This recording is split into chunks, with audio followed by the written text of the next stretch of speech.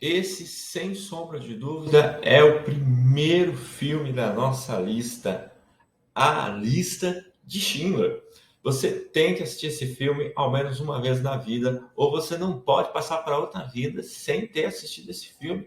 Ele conta a história de Oskar Schindler, um alemão empresário que resolveu comprar judeus e colocá-los para trabalhar em suas fábricas, e assim salvou milhares de judeus holandeses e poloneses. Esses judeus ficaram conhecidos como os judeus de Schindler, exatamente. E um desses sobreviventes, que foi um dos judeus de Schindler, dedicou a vida a contar a história de Oskar Schindler e como ele salvou milhares de judeus. Você deve lembrar que nessa época os judeus eles eram separados, então aqueles que tinham condições de trabalhar e aqueles que não. Os que não tinham condições de trabalhar, doentes, deficientes, eram muitas vezes executados ali na hora mesmo ou levados para campos de concentração para morrer nesses campos através de câmeras de gás ou mesmo por fuzilamento. E o Oskar Schindler ele foi comprando esses judeus, colocando em sua fábrica. Pagou um preço muito alto por isso, perdeu suas riquezas, seus patrimônios, né? Suas fábricas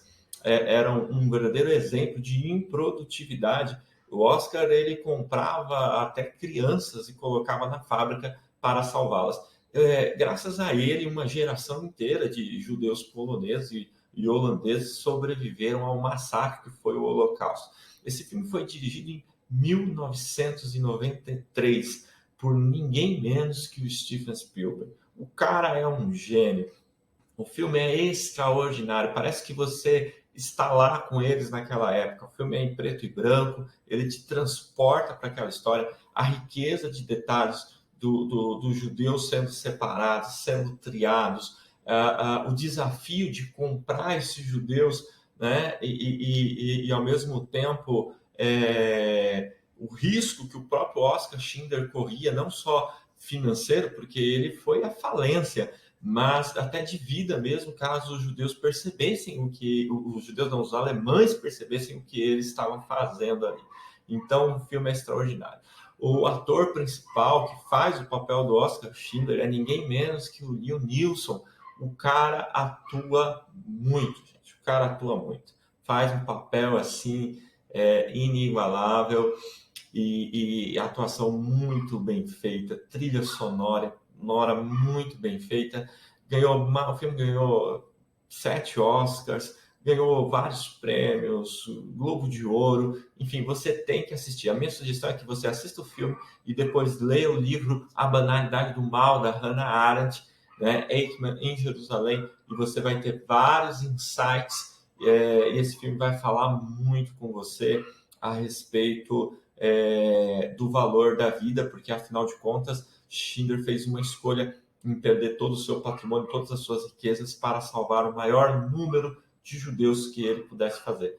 Na minha humilde opinião, até hoje, já se passaram muitos anos, né? Nós já estamos aí em 2022, né? Em dezembro de 2022, quando eu faço esse vídeo, e até hoje não se lançou nenhum filme sobre o Holocausto mais contundente do que A Lista de Schindler.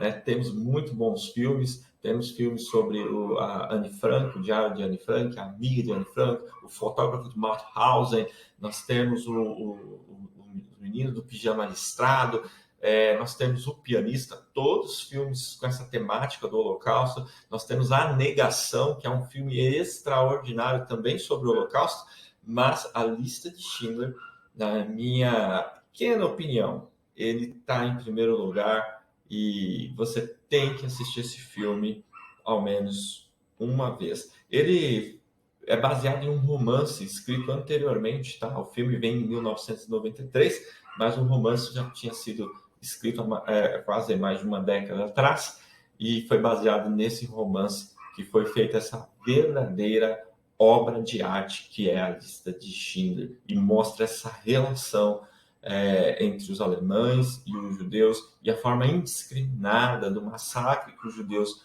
passaram naquela época, e conta um outro lado da história, né? que, apesar de menor número, havia ali alemães, havia ali sempre alguém também disposto a correr risco e a tentar ajudar os judeus e a tentar fazer o que é certo num momento tão sombrio. Eu acho que o Oscar Schindler representa isso, né? E o pano geral da história representa um pouco do que é a banalidade do mal. Afinal de contas, os alemães, para eles estavam só cumprindo as ordens, cumprindo a lei. Para eles estavam de fato fazendo o que era certo.